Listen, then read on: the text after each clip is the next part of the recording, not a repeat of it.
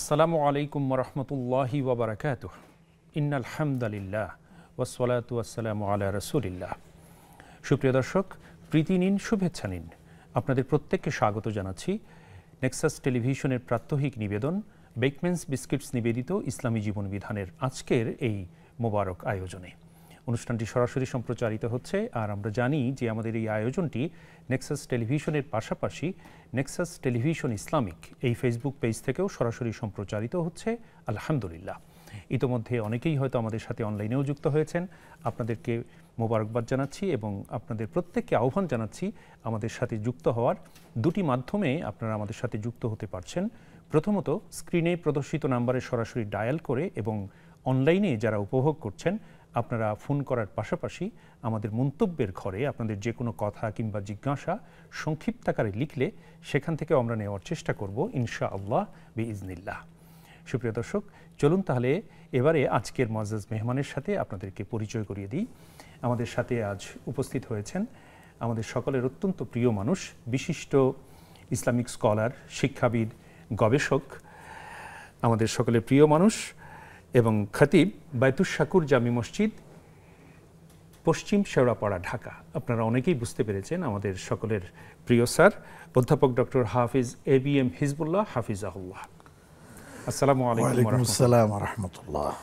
Sir, আপনাকে মোবারকবাদ জানাচ্ছি এবং কৃতজ্ঞতা আপনার মূল্যবান সময় শেয়ার করছেন।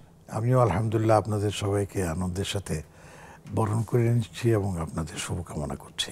জাযাকুমুল্লাহ খায়ের। আলহামদুলিল্লাহ। প্রিয় দর্শক, আমরা স্যারের সাথে পরিচিত হয়েছি। আজকে স্যারের কাছ থেকে আমরা প্রথমত যে বিষয়ে কথা শুনব সেই বিষয়টির অবতারণা করছি, আর সেটি হচ্ছে ঝড় বৃষ্টির সময়ে করণীয়। আলহামদুলিল্লাহ, খুবই উপযোগী একটি বিষয়, সময় উপযোগী এবং গুরুত্বপূর্ণ বিষয়। আমরা স্যারের কাছে যাচ্ছি। আলহামদুলিল্লাহ স্যার, আমরা শুনলাম ঝড় বৃষ্টির সময় করণীয়। আমরা দেখছি যে আজকেও সকালে, কালকে এবং সকালে বিশেষ করে ঢাকায় বেশ বৃষ্টিপাত হয়েছে এবং সারা দেশের প্রায় সবগুলো বিভাগেই বিভিন্ন জেলায় বৃষ্টিপাত হয়েছে, বজ্রসহ বৃষ্টিপাত হয়েছে, ঝড়ো হাওয়া। এবং আবহাওয়ার পূর্বাভাসে আমরা দেখতে পাচ্ছি যে আগামী 24 ঘন্টায় এরকম পূর্বাভাস রয়েছে সবকটি বিভাগে। এবং আরও একটি আবহাওয়া বিভাগের আরও একটি খবর আছে যে আগামী 26 মে বঙ্গোপসাগরে একটি লঘু চাপের সৃষ্টি হতে পারে। তো এটি স্বাভাবিক, সামনে আমরা গ্রীষ্মে অবস্থান করছি এবং সামনে বর্ষাকাল। তো এই সময়, এই বাস্তবতায় দাঁড়িয়ে ঝড় বৃষ্টির সময় আমাদের কি করণীয়, এই বিষয়ে যদিও সময় সংক্ষিপ্ত, আপনার কাছ থেকে আমরা একটা গাইডলাইন নিতে চাই। জাযাকুমুল্লাহু খাইরান। আলহামদুলিল্লাহ ওয়াসসালাতু ওয়াসসালামু আলা রাসূলিল্লাহ ওয়া আলা আলিহি ওয়া আসহাবিহি ওয়া মাওয়ালা। দেখুন, এই ঝড় বৃষ্টি দুটোর মধ্যে আবার শাব্দিক কিছুটা মানে পার্থক্য অনেকে করে থাকেন। ঝড় সাধারণত বলা হয় যেগুলো আপনার অত্যন্ত প্রবাহিত, তার মধ্যে আপনার বাতাসও থাকে, দমকা হাওয়া, এগুলি। আর বৃষ্টি হচ্ছে সাধারণ নিয়মে যে বৃষ্টি হয়, আই বৃষ্টি ঝেপে যে ধান মেপে গেল ইত্যাদি। আর এটা হচ্ছে আসলে আল্লাহ রাব্বুল আলামিনের পক্ষ থেকে একটা বিশাল নেয়ামত। সুবহানাল্লাহ। কারণ এই বৃষ্টি মানে হচ্ছে পানি। আর আমরা কোরআনে কারিমে দেখতে পাই আল্লাহ রাব্বুল আলামিন বলেছেন যে আমি মানে প্রাণ বলতে যারাই বুঝায়, প্রাণবান যারা আছে তাদেরকে আমি পানি থেকে সৃষ্টি করেছি। সুবহানাল্লাহ। ওয়া জাআলনা মিনাল মাই কুল্লা শাইইন হাই, কুল্লা শাইইন হাই। দেখুন, এই জন্যে আমরা দেখতে পাই যে প্রতিনিয়ত আমরা যে ফল, ফ্রুট, শাক, সবজি ইত্যাদি খাই, এটার মধ্যে আপনার পানির পরিমাণটাই বেশি, পানির পরিমাণটাই বেশি। যাই হোক, মানব দেহে, আমাদের মানব দেহ তো সবগুলি আছে, এমন কোনো 70% হ্যাঁ 70% পানি। যাই হোক, তো এই পানি আমাদের জন্য আল্লাহর পক্ষ থেকে এক মহা নেয়ামত।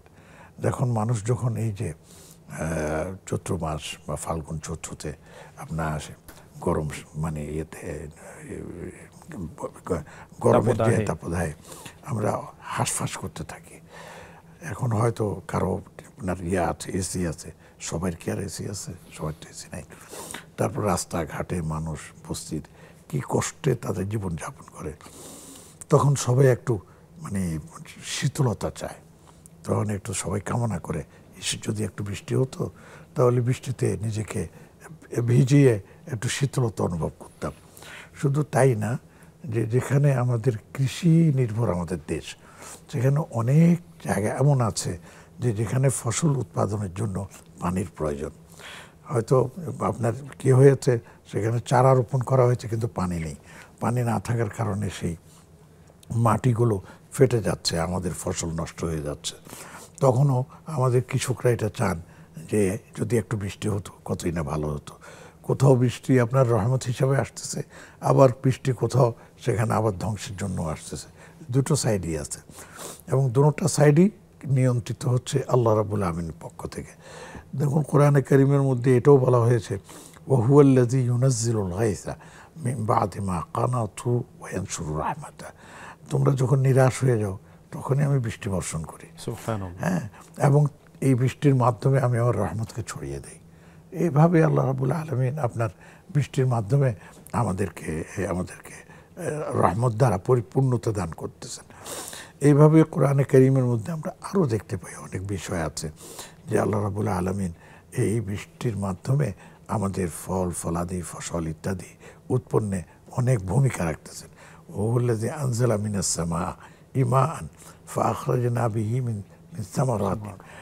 আমি এই আসমান থেকে পানি বর্ষণ করছি, আর সেই পানির মাধ্যমে তোমাদের জন্য খাবার দাবার ফল ফলাদি ইত্যাদি তোমাদের জন্য উৎপন্ন করে দিচ্ছি। তো এই যে আল্লাহর এত বড় নেয়ামত আমাদের সামনে আসছে, তো এই জন্য কি আমাদের করণীয় কিছু নাই? এটাই হলো প্রশ্ন। সেক্ষেত্রে আমরা দেখি যে রাসূলুল্লাহ সাল্লাল্লাহু আলাইহি ওয়াসাল্লাম পক্ষ থেকে আমরা জানি যে যখন বৃষ্টি বাদল হতো তখন তিনি কি আমল করতেন। শেখ, এই জায়গায় একটু আমরা ছেদ ঘটাচ্ছি, রাসূলুল্লাহ সাল্লাল্লাহু আলাইহি ওয়াসাল্লামের আমলগুলো আমরা জানবো। একজন দর্শক আমাদের সাথে অনেকক্ষণ যুক্ত আছেন। আসসালামু আলাইকুম ওয়া রাহমাতুল্লাহ। দর্শক কথা বলুন। ওয়ালাইকুম আসসালাম ওয়া রাহমাতুল্লাহি ওয়া বারাকাতুহু। আমি মৃত্তিকা মনি বলছিলাম বাড়িধারা থেকে। জি আলহামদুলিল্লাহ, বলুন, আমরা শুনতে পাচ্ছি। স্যার, আমার আজকে দুটো কোয়েশ্চেন আছে। জি, আমার ফার্স্ট কোয়েশ্চেন হচ্ছে যে দাদা কি তার নাতিকে তার ভবিষ্যতের অনিশ্চয়তার কথা চিন্তা করে এক্সট্রা করে কোনো টাকা পয়সা দিয়ে যেতে পারে কিনা, ওসিয়ত করে যেতে পারে কিনা, যেহেতু নাতির বাবা দাদার ছেলের জি ড্রাগ এডিক্টেড বা তার তিনি আসলে কোনো নিশ্চয়তা নাই, তার বিপদগ্রস্ত। জি জি জি বিপদগামী একটা ছেলে। তো তার নাতিকে কি সে আলাদা করে কিছু টাকা পয়সা ওসিয়ত করে যেতে পারেন? আচ্ছা আচ্ছা, অনেক শুকরিয়া। দ্বিতীয় প্রশ্ন। ছেলে মেয়ে আছেন, তারা আরো অনেক ছেলে মেয়ে আছেন কিন্তু তারা এস্টাবলিশ, তাদের কোনো সমস্যা নেই। জি, দ্বিতীয় প্রশ্ন। কোশ্চেন হচ্ছে যে আমি জানি যে নিজের পাপের কথাও কাউকে বলতে হয় না, নিজের পুণ্যের কথাও কাউকে বলতে হয় না। তো আমি যদি নিজের পাপের কথা কাউকে না বলে আমি নিজে নিজে একটা লজিক্যাল একটা চিন্তা করে যদি নিজে নিজেই সেটার একটা সলিউশন বের করি, তাহলে কি আমার গুনাহ হবে, নাকি আমার আসলে কারোর সাথে আসলে ব্যাপারটা ডিসকাস করা উচিত? মানে এর থেকে বেরিয়ে আসার জন্য, পাপ থেকে আপনি পরিত্রাণ পাওয়ার জন্য, মানে আসলে পাপটা আমি অনেক আগে করেছি, কিন্তু আমি এখন বুঝতে পারছি না যে এটা আসলে ওটার সলিউশন আসলে কি হবে। আচ্ছা আচ্ছা, সেটা জানার জন্য কারোর সাথে যদি আলাপ করতে চান, সেই ক্ষেত্রে শরিয়া কি বলছে, এটাই তো কথা। জি, অনেক শুকরিয়া, অনেক শুকরিয়া। আপনি সাথে থাকুন, ইনশাল্লাহ শাইখ বলবেন। জাযাকুমুল্লাহ খায়ের। আলহামদুলিল্লাহ শাইখ, আমাদের কাছে দুটি জীবন ঘনিষ্ঠ প্রশ্ন এসছেন। আমাদের সাথে ইতিমধ্যে আরও একজন দর্শক যুক্ত হয়েছেন। আসসালামু আলাইকুম ওয়া রাহমাতুল্লাহ। দর্শক কথা বলুন। ওয়ালাইকুম আসসালাম ওয়া রাহমাতুল্লাহ। আমি সেলিনা বলছি মিরপুর থেকে। জি আলহামদুলিল্লাহ, বলুন। আমি আলহামদুলিল্লাহ 2022 সালে হজ করেছি। আলহামদুলিল্লাহ। দেশ থেকে যখন গেলাম, মানে যে উমরাটা হয় সেটা আমি কমপ্লিট করার পরে, মানে তাওয়াফ সাই করার পরে আমি বুঝতে পারলাম যে আমার পিরিয়ড শুরু হয়েছে। জি, সেক্ষেত্রে কি আমরা উমরাটা কমপ্লিট হচ্ছে নাকি, মানে আমি এরপরে আর করি নাই, তখন আমার মাথায় আসে না যে আমার উমরাটা কমপ্লিট হলো কিনা। সাই করার পরে? জি জি, সাই করার পরে লক্ষ্য করেছেন? হ্যাঁ, পরে লক্ষ্য করলাম। তো এখন আমি মানে ওই উমরাটা কি আমার কমপ্লিট হলো নাকি আমাকে কোনো দম দিতে হবে, সেক্ষেত্রে মানে কোনো করতে হবে কিনা, এটা আমি একটু জানতে চাচ্ছি। অনেক শুকরিয়া। ওয়ালাইকুম আসসালাম রাহমাতুল্লাহ। আপনি সাথে থাকুন, ইনশাআল্লাহ শাইখ বলবেন। জাযাকুমুল্লাহ খায়ের। আলহামদুলিল্লাহ শাইখ, কিছু প্রশ্ন এসেছে, আরও একটি প্রশ্ন পেয়েছি। তবে তার পূর্বে আমরা যে জায়গায় ছিলাম, রাসূল সাল্লাল্লাহু আলাইহি ওয়াসাল্লামের আমল সমূহ, বৃষ্টি বাদলের। জি, বৃষ্টি যখন হয় তখন বৃষ্টি বিভিন্ন ধরন আছে। কোনো বৃষ্টি হয় যে হালকা মাঝারি, হ্যাঁ, খুব মজাদার বিশেষ করে যারা গ্রামে থাকেন আর উপরে টিনের ছাদ থাকে, তখন টুকটুক করে যে আওয়াজ হয়, চমৎকার একটা মিউজিক্যাল সিস্টেম সেখানে শুরু হয়। তো যাই হোক, শহরে হোক বা বন্দরে, যেখানেই হোক না কেন, এই ধরনের বৃষ্টি যখন আসে, হ্যাঁ, ঝড়ো হাওয়া বা ইয়ে না হয়, তখন সেখানে রাসূলুল্লাহ সাল্লাল্লাহু আলাইহি ওয়াসাল্লাম বলতেন আল্লাহুম্মা সাইয়্যিবান নাফিআ, আল্লাহুম্মা সাইয়্যিবান নাফিআ। আয় আল্লাহ, আপনার কাছে আমরা উপকারী পানির মানে আবেদন করছি। আল্লাহ আমাদেরকে এমন বৃষ্টি দিন যে বৃষ্টিটা আমাদের ফসলাদি, আমাদের পরিবেশ পরিস্থিতির জন্য কি হবে, উপকারী হবে। এইভাবে তিনি দোয়া করতেন।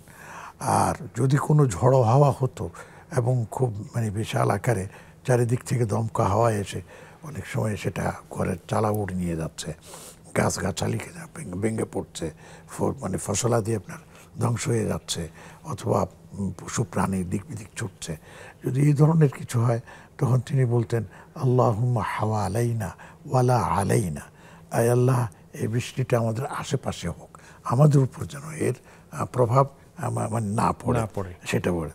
এরপরে আল্লাহুম্মা আলাল আশজার ও আলাল আমতার ও আলাল এইভাবে দোয়া করতেন যে আল্লাহ, এই বৃষ্টিটাকে আপনি মানে জঙ্গলে নিয়ে যান, এই বৃষ্টিটাকে আপনি বন জঙ্গলে নিয়ে যান।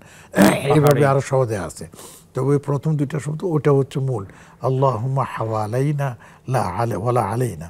আল্লাহ, এই বৃষ্টিটা আমাদের আশেপাশে ছড়িয়ে দিন, আমাদেরকে যেন ক্ষতিগ্রস্ত করতে না পারে। তো এইভাবে আমাদের নবীজি সাল্লাল্লাহু আলাইহি ওয়াসাল্লাম দোয়া করতেন। এর পাশাপাশি নবীজি সাল্লাল্লাহু আলাইহি ওয়াসাল্লাম যখন এই বৃষ্টি হতো, তখন বলতো যে তোমরা দোয়া করো, কারণ বৃষ্টির সময় আল্লাহ পাক দোয়া কবুল করে থাকে। সিনতান লা তুরাদ্দান ইনদাল নিদা ওয়া ইনদাল মাতার। দুটো সময় আছে, এই সময় যদি বান্দা দোয়া করেন আল্লাহ পাক সেটা ফিরিয়ে দেন না। একটা হচ্ছে আযানের পরে আমরা যে বলি আল্লাহুম্মা রাব্বা হাযিহি দাওয়াতিত তাম্মা, এটাও একটা দোয়া। এর পাশাপাশি অন্য দোয়া আপনারা করে নিতে পারেন, কোনো সমস্যা নেই। আর একটা হচ্ছে এই বৃষ্টির সময়, ঝপঝপ বৃষ্টি পড়ছে, আপনি তখন আল্লাহর কাছে দোয়া করতে পারেন। হাত তুলতে হবে শর্ত নয়, আপনি মনে মনেও যদি দোয়া করেন, আল্লাহ, এই বৃষ্টি হচ্ছে আপনার রহমতের বাড়ি দ্বারা নাযিল হচ্ছে, আমার এই সমস্যা, আমার এই মানে গুনাহ খাতা, আমি এগুলা থেকে আপনার কাছে পরিত্রাণ চাই, আমি লজ্জিত, আমি অপমানী বোধ করছি, আল্লাহ আমাকে মাফ করে দেন, আমার সমস্যার সমাধান করে দেন। ইনশাআল্লাহ আল্লাহ পাক সেই দোয়া কবুল করবেন। ইনশাআল্লাহ। অনেক শুকরিয়া শেখ, জাযাকুমুল্লাহ খায়ের। আল্লাহ তাআলা আমাদেরকে বেশি বেশি দোয়া করার তৌফিক এনায়েত করুন, আমিন। এই সময়ে প্রতিদিনই বৃষ্টি হচ্ছে, জি প্রায় আমরা এই আমলগুলো যেন করতে পারি। জাযাকুমুল্লাহ খায়ের শেখ। আমরা আবারও ফিরছি ছোট্ট একটি বিরতি পেরিয়ে ইনশাআল্লাহ তাআলা। দর্শক, যাচ্ছি ছোট্ট বিরতিতে। আপনারা উপভোগ করছেন বেকমেন্স বিস্কিটস নিবেদিত ইসলামী জীবন বিধান। সাথেই থাকুন, ফিরছি অল্পক্ষণের মধ্যে।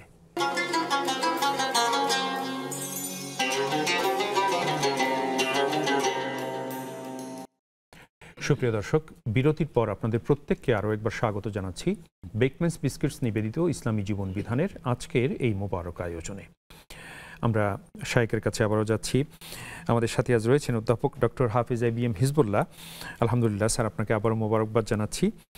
অনুমতি নিচ্ছি আমরা যদি প্রশ্নোত্তরে যেতে পারি স্যার, ইনশাআল্লাহ তাআলা। আমাদের প্রথম যে দুটি প্রসঙ্গ এনেছেন, প্রথমত হলো দাদা তার নাতিকে বাড়তি অতিরিক্ত কিছু দিয়ে যেতে পারবেন কিনা, তার ছেলে জীবিত থাকা অবস্থায়, যে ছেলে কিনা বিপথগামী।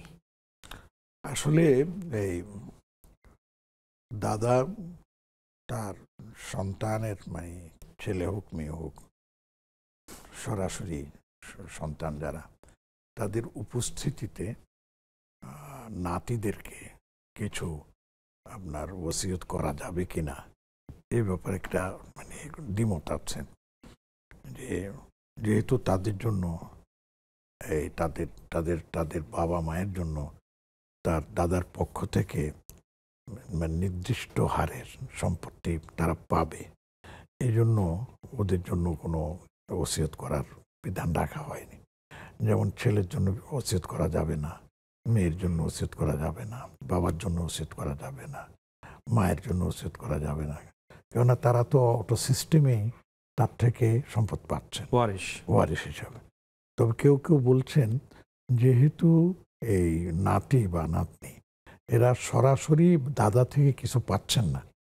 এমনকি মজার ব্যাপার হলো যে যদি দাদার উপস্থিতিতে আপনার এই পিতা মারা যায় তাহলে সেই নাতিরাও দাদা থেকে কিছু পায় না। ওটা বড় আজীব মাসালা একটা আছে। তো সেই ক্ষেত্রে ওলামা ইকরাম বলেছেন যে হ্যাঁ, তিনি ওসিয়ত করতে পারবেন, যে ওসিয়ত করবেন যে আমার এই সম্পত্তি জীবিত থাকা অবস্থাতেই তিনি তার নাতির জন্য বা নাতির জন্য ওসিয়ত করতে পারবেন যে এই সম্পদ আমি তা ওর জন্য রেখে গেলাম এবং সে পরবর্তীতে এটা ভোগ করবে। এবং এটার উপরেই ওলামা ইকরাম আপনার মতামত দিয়েছেন। অতএব এটা করা যাবে, অসুবিধা হবে না ইনশাআল্লাহ। ইনশাআল্লাহ। যদি ছেলে অনুপস্থিত হয়ে যান, মানে মারা যান, হ্যাঁ, তাহলে সেই ক্ষেত্রে তো করা যাবেই। আর ছেলের উপস্থিতিতেও যেহেতু ছেলে বিপদগামী এবং তার থেকে তার নাতি কিছু উপকৃত হতে পারে কিনা বা সে সব ধ্বংস করে দেয় কিনা, এই জন্য একটা ভয় আশঙ্কা আছে। সেই আশঙ্কাতেও যদি তিনি নাতির জন্য কিছু রেখে যান আলাদা করে, সে করতে পারবেন। সেটা কি পরিমাণ হতে পারে, মানে তার সম্পদের কতটুকু পরিমাণ সর্বোচ্চ? এটা ওসিয়তের আমরা এখানে নিয়ে আসলাম না। ওসিয়ত যদি করেন সেটা ভিন্ন। ওসিয়ত যদি করতে হয় তাহলে 2/3 মানে 1/3 বেশি করতে পারবেন না। ওসিয়ত কোনো একজন ব্যক্তি তার সম্পদের 1/3 আপনার ওসিয়ত করতে পারেন সর্বোচ্চ, এর বেশি করতে পারবেন না। তো এখানেও আমরা সেটাও প্রযোজ্য হিসাবে আমরা ধরতে পারি যে তিনি যদি ওসিয়ত করেন তাহলে 1/3 বেশি তো করতে পারবেন না, তার তো কম। এবং আমার যতটুকু ধারণা 1/3 কেউ করেন না, কারণ আরো অন্যরাও তো আছে সেখানে। অনেক শুকরিয়া স্যার, জাযাকুমুল্লাহ খায়ের। প্রিয় বোন, আশা করি আপনি বুঝতে পেরেছেন বিষয়টি। আল্লাহ তাআলা আমাদেরকে এর আলোকে ব্যবস্থা নেওয়ার তৌফিক এনায়েত করুন, আমিন।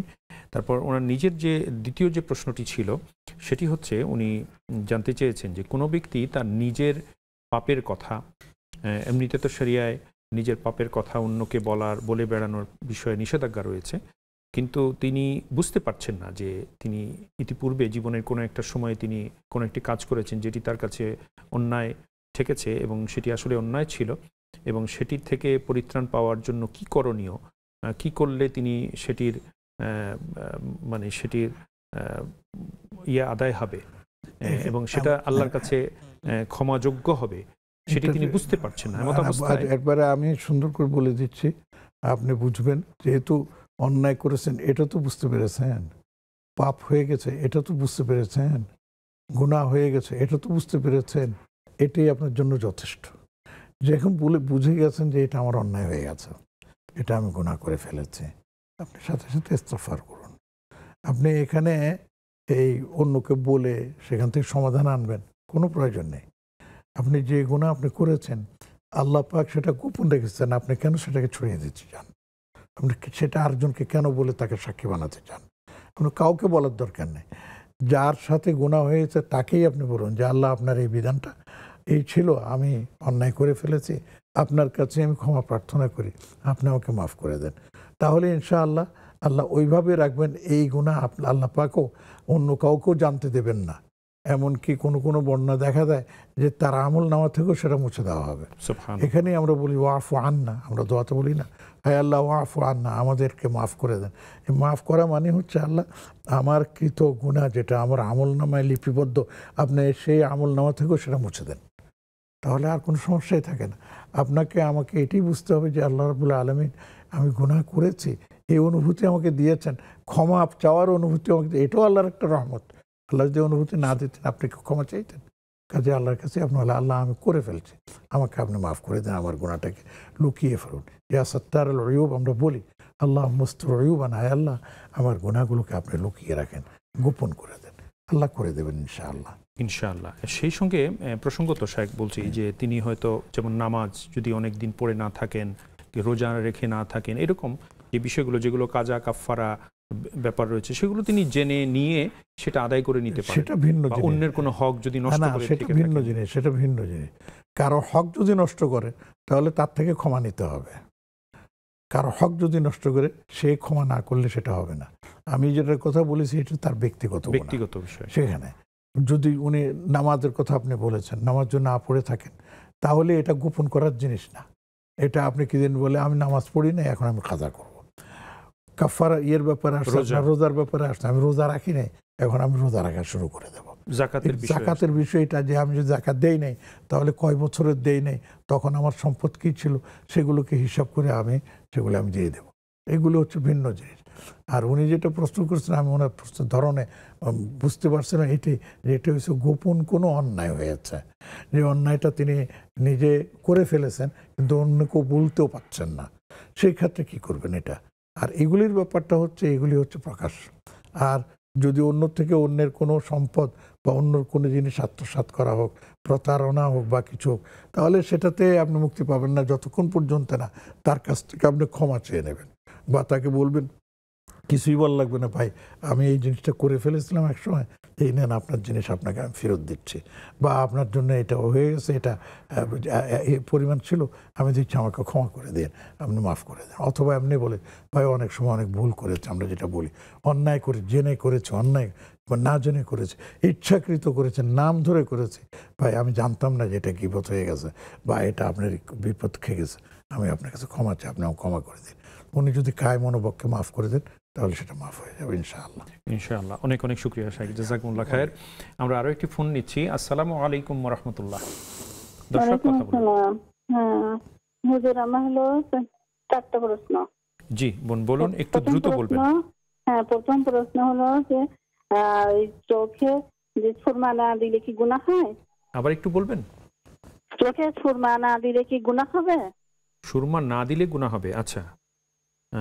দ্বিতীয় প্রশ্ন, আমাদের মহিলারা নাকি উবুর হয়ে ঘুমাতে নাই, এটা কি? আচ্ছা, উপর হয়ে ঘুমাতে নেই, আচ্ছা।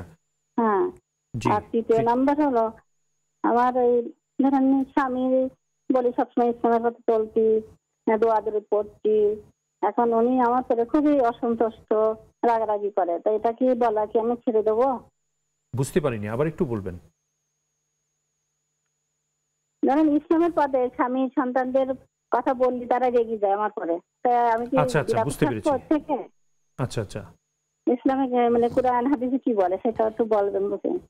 আচ্ছা আচ্ছা। আর হলো ইয়াজুস মিয়াজুস কেন বন্দি আছে, আর তারা কি কেন ছাড়া পাবে, এগুলো একটু জানতে ইচ্ছে হয়।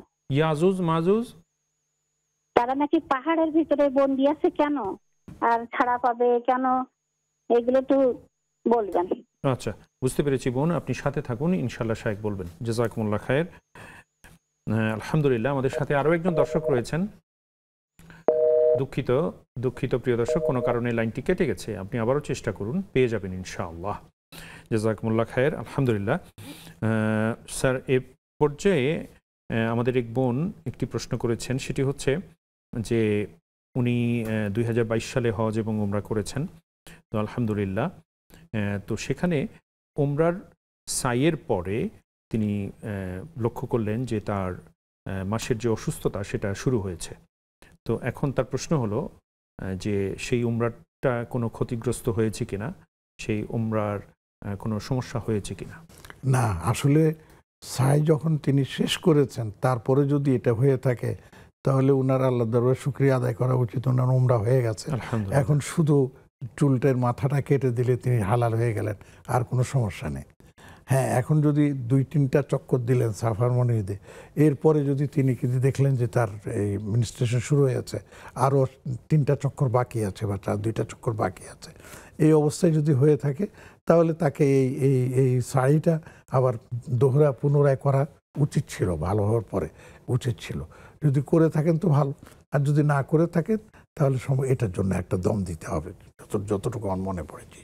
আর উনি যেহেতু স্পষ্ট করে বললেন যে ওনার সাইয়ের পরে সেটি, তাহলে আর কোনো সমস্যাই না, তার মানে শুধু ওই চুল কেটে আপনার হালাল হয়ে যাবে, আর কিছু লাগবে না। আলহামদুলিল্লাহ, অনেক শুকরিয়া স্যার। এরপরে আমাদের বোনের 4টি প্রশ্ন। ওনার প্রথম প্রশ্ন হচ্ছে যে চোখে সুরমা না দিলে গুনাহ হবে কিনা। না, একবারে গুনাহ হবে না, কিচ্ছু নেই। দ্বিতীয় প্রশ্ন হচ্ছে উপর হয়ে ঘুমাতে নেই, শুতে নেই, এই কথাটা শরীয়ী ভিত্তি আছে? হ্যাঁ, শরীয়ী ভিত্তি আছে, বরঞ্চ আমার যতটুকু আমি মানে মনে করতে পারছি যে এটা নিষেধাজ্ঞা আছে।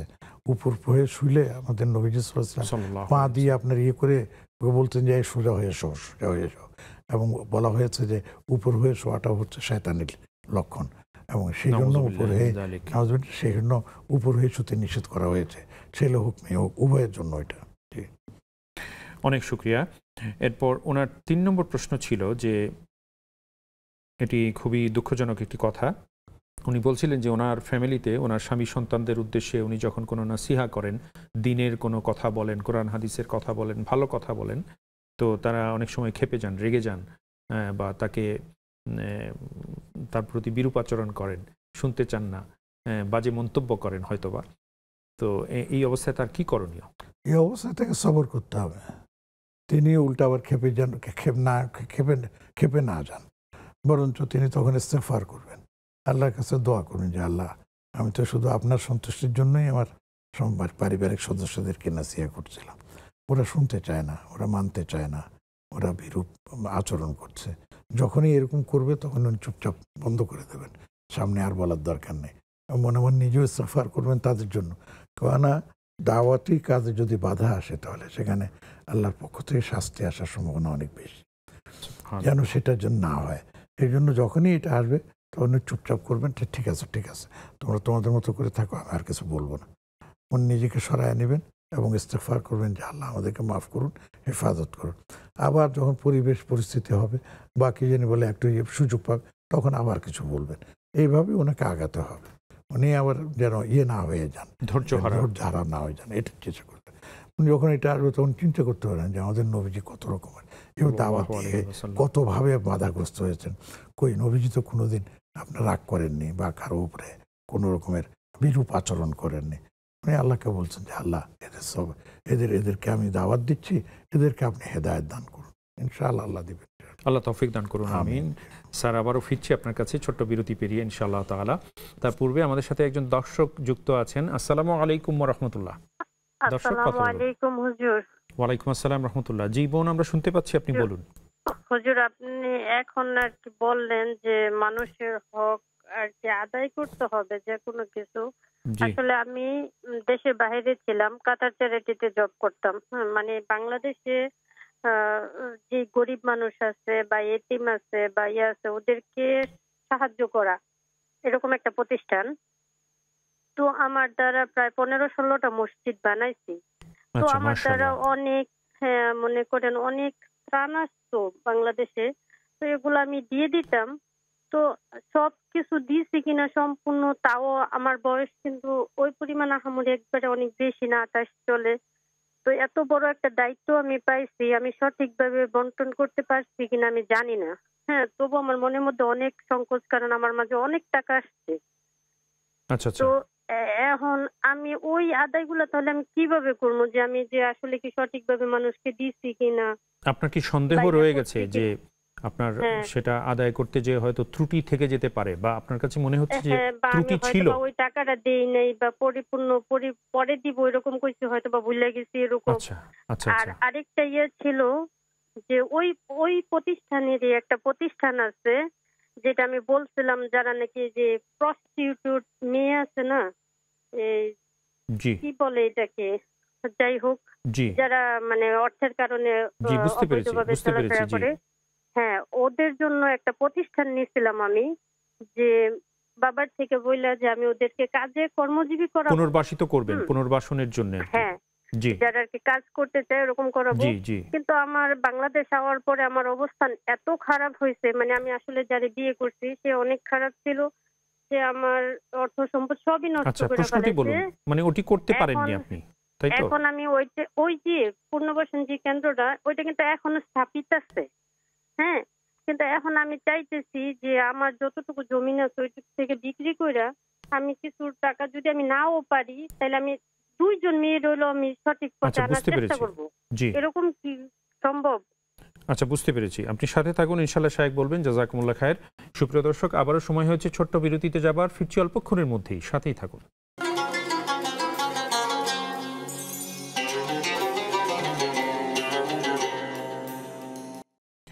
সুপ্রিয় দর্শক, আবারও আপনাদের প্রত্যেককে স্বাগত জানাচ্ছি নেক্সাস টেলিভিশনের প্রাত্যহিক পরিবেশনা ইসলামী জীবন বিধানের আজকের এই সরাসরি সম্প্রচারিত মোবারক আয়োজনে। নিবেদক বেকম্যানস বিস্কিটস। আমরা আবারও স্যারের কাছে যাচ্ছি। স্যার, আপনাকে আবারও মোবারকবাদ জানাচ্ছি। আলহামদুলিল্লাহ, আমরা বেশ কিছু প্রশ্নোত্তর আপনার মাধ্যমে পেয়েছি ইতিমধ্যে। জাযাকুমুল্লাহ খায়ের। এবার আপনার কাছে যে জিনিসটি জানতে চাচ্ছি সেটি হচ্ছে আমাদের এক বোনের প্রশ্ন, ইয়াজুজ মাজুজ সংক্রান্ত তাদের অভ্যুদয়টা, তাদের আবির্ভাবটা সম্পর্কে তিনি জানতে চেয়েছেন। এটা কোরআনে কারীমের সূরা কাহফের শেষের দিকে কথাটা আসছে। হাত্তা ইদা হাত্তা ইদা বালাগা মাগরিবাশ শামস ওয়া ইযা তাগরু হাত্তা ইদা বালাগা কওমান يقال إن يأجوج ومأجوج مفسدون في الأرض فهل نجعل لك خرجا। তারা সেই অধিবাসীরা হযরত যুলকারনাইন যিনি ছিলেন, কাউকে সে তাকে আলেকজান্ডারও বলেছেন, তার কাছে অভিযোগ করেছিল যে আমাদের অপর পাশে একদল আছে, তারা ইয়াজুজ মাজুজ আমাদের শস্য, তারপর আমাদের সব কিছু ধ্বংস করে দেয়, তাদের থেকে আমরা পরিত্রাণ পাচ্ছি না। তখন যুলকারনাইন সেখানে একটি দেওয়াল তৈরি করে দেন যেন তারা আর আক্রান্ত না হয়। এখন দেয়ালের ওই পাশে ইয়াজুজ মাজুজ এখনো আছে বলে আমাদের ইতিহাসবিদরা বলেন, আর এই পাশে সাধারণ নাগরিক আছে। ইয়াজুজ মাজুজ চেষ্টা করে যাচ্ছে যে সবসময় যে তারা মানে মানবালয় আসবে, মানুষের সমাজে আসবে, আবার সে ধ্বংসযজ্ঞ চালাবে। তো এটাকেও একটা কিয়ামতের আলামত বলা হয়েছে এবং অনেকের মানে মতামত হচ্ছে যে সেই সময়ে প্রায় নিকটবর্তী, কিন্তু কখন নির্ধারিতভাবে সেটা আমরা জানি না। তো এই জন্য আপনি ইচ্ছা করলে সূরা কাহফের এই আয়াতগুলো পড়তে পারেন। 16 নম্বর পারার 2য় পৃষ্ঠার শেষে এই আয়াতগুলো আছে। ফামাস্তাউ আন ইয়াযহারু ওয়া মাস্তাতাউ লাহু নাকবা। আল্লাহ পাক বলছেন যে তারা কখনোই পারে নাই যে সেখানে ছিদ্র করে বা দেয়াল ভেঙে চলে আসতে পারবে। তবে হ্যাঁ, এমন একটা সময় আসবে যে এক সময় তারা মানে বেরিয়ে আসবে। তো সময়টা কিন্তু আল্লাহ পাক অস্পষ্ট রেখেছেন। এটাই হচ্ছে এর উত্তর। জি, অনেক শুকরিয়া স্যার, জাযাকুমুল্লাহ খায়ের। প্রিয় বোন, আশা করি আপনি বুঝতে পেরেছেন বিষয়টি, আলহামদুলিল্লাহ। এরপর আমাদের আরেক বোনের একটি প্রশ্ন হচ্ছে যে আমরা শুনলাম, আপনি শুনেছেন স্যার, উনি অনেক লম্বা সময় ধরে কথা বলেছেন। উনি বিদেশে ছিলেন, কাতারে ছিলেন এবং সেখানে তিনি চাকরি করতেন এবং তার মাধ্যমে আলহামদুলিল্লাহ বাংলাদেশে উনি বলছিলেন যে 15-16টি মসজিদ নির্মিত হয়েছে আলহামদুলিল্লাহ, এবং তার মাধ্যমে সে দেশ থেকে বিভিন্ন সময়ে আমাদের দেশের সাধারণ মানুষের জন্য বিভিন্ন সামগ্রী, ত্রাণ সামগ্রী, সহায়তা তিনি পেয়েছিলেন এবং তিনি সেগুলো মানুষের মাঝে পৌঁছে দিয়েছেন। কিন্তু এখন বর্তমান সময়ে এসে তার কাছে মনে হচ্ছে সেই সময়ে তার এই পৌঁছানোর বিষয়টি হয়তো ত্রুটি থেকে গিয়েছিল। তিনি হয়তো পরিপূর্ণভাবে একদম কমপ্লিটলি সেটা আদায় করতে পেরেছেন বলে তার কাছে সন্দেহ রয়ে গেছে। এমত অবস্থায় তার কি করণীয়?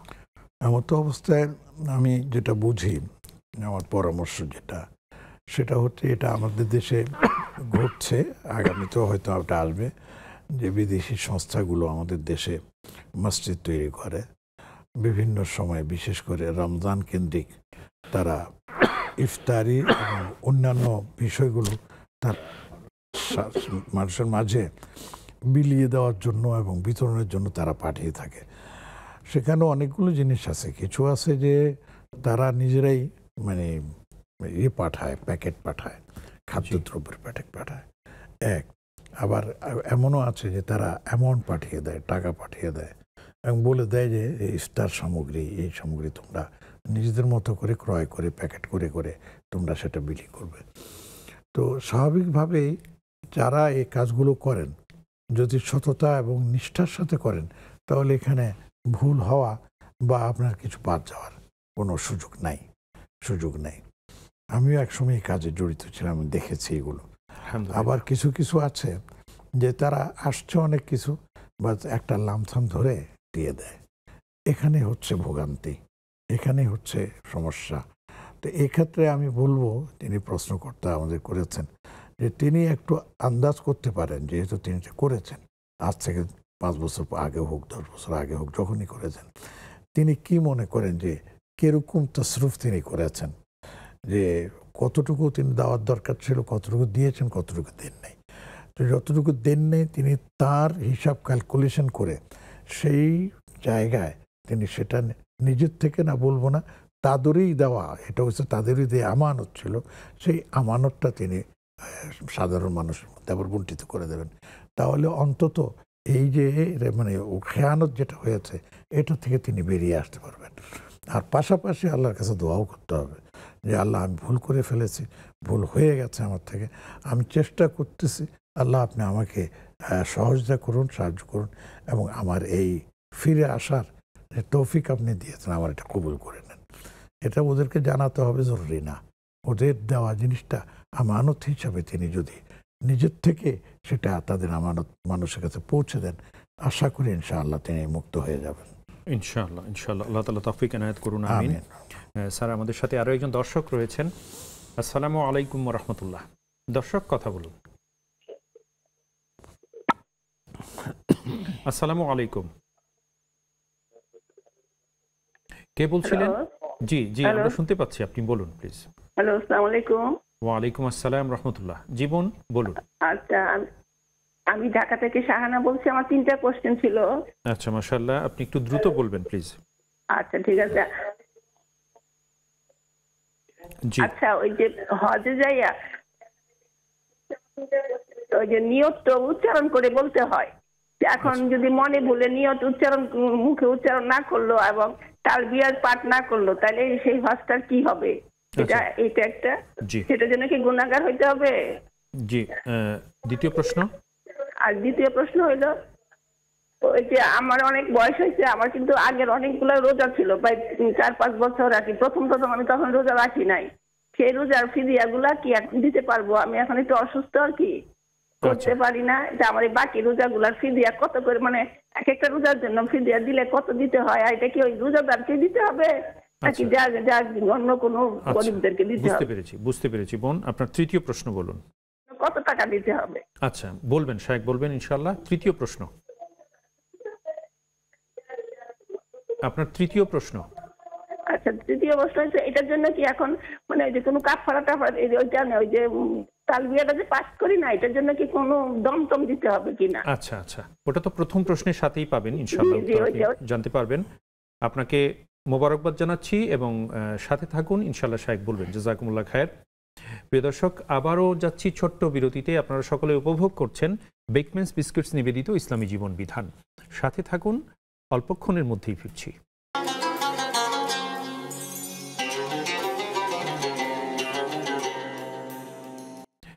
সুপ্রিয় দর্শক, আবারও আপনাদের প্রত্যেককে স্বাগত জানাচ্ছি বেকম্যানস বিস্কুটস নিবেদিত ইসলামী জীবন বিধানের আজকের এই সরাসরি সম্প্রচারিত মোবারক আয়োজনে। আলহামদুলিল্লাহ, আমরা শায়েখকে আবারও মোবারকবাদ এবং কৃতজ্ঞতা জানাচ্ছি। স্যার, আমরা অনুষ্ঠানের প্রায় শেষ ধাপে পৌঁছে গেছি, আমরা হয়তো অল্প কিছু সময় পাবো। তো এবারে আপনাকে যে প্রশ্নটি আমি রাখছি সেটি হচ্ছে, আমাদের এক বোন জানতে চেয়েছেন যে হজের নিয়ত, হজ করার সময় হজের নিয়ত যদি কেউ ভুলে যান নিয়ত করতে এবং তালবিয়া পাঠও যদি তিনি না করে থাকেন, তাহলে কি তার হজ হয়েছে কিনা?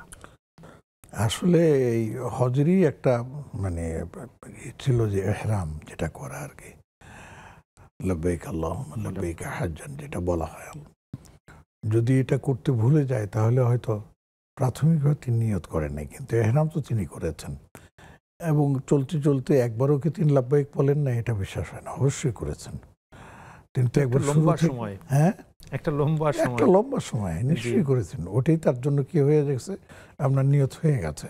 যখনই তিনি লাব্বাইক বলেছেন এবং তিনি সফরে করছেন, কিসের জন্য সফর করছেন? হজের জন্য। এইটাও তো একটা নিয়ত হয়ে গেল। এখন শুধু মুখে বলতে হবে যে আল্লাহ লাব্বাইক আমি আসছে হজের জন্য, এই কথা তার বলার দরকার ছিল। তো তিনি রাস্তায় যখন চলছেন, তার সাথে অন্যরা আছে, অন্যরা লাব্বাইক বলছেন আর উনি চুপচাপ বসে বসে শুনছেন, এটা তো বিশ্বাসযোগ্য বিষয় না। ওনার মুখ দিয়ে কি একবারও কি লাব্বাইক বের হয় নাই, লাব্বাইক আল্লাহুম্মা লাব্বাইক? আমি এটা বুঝতে পারছি না। যদি তিনি এটা করে থাকেন তাহলে ওনার হজ ইনশাআল্লাহ হয়ে যাবে। হ্যাঁ, দম দিতে হবে দেরি করার কারণে বা কাফারা দিতে হবে, সেটা ভিন্ন কথা। আর যদি তিনি প্রথম থেকেই বলেন যে না আমি একবারও বলিনি, একবারে শুরু থেকে নিয়ে আরাফার ময়দান, আরাফার থেকে মিনা, তারপরে আপনার আছে একবারও বলিনি, তাহলে তো হজই হয়নি, তিনি তো হজে নিয়ত করেননি, তাহলে কি হজ করলেন? তো এর জন্য দম দিলেও কাজ হবে না, বরঞ্চ এটা তাকে আবার রিপিট করতে হবে এই হজটা, যেহেতু তিনি হজ থেকে বঞ্চিত হয়েছেন। তো আমার পরামর্শ হলো যে যদি তিনি মনে করেন যে না একবার না একবার তো বলেছে, আগে হোক পরে হোক বলেছে, দেরি করার কারণে আমার দেরি হয়ে গেছে, এই জন্য দম দিতে হবে। জিজ্ঞেস করে কী দম দিতে দেওয়া লাগবে সেটা দিয়ে দেবেন, বাস হয়ে গেল।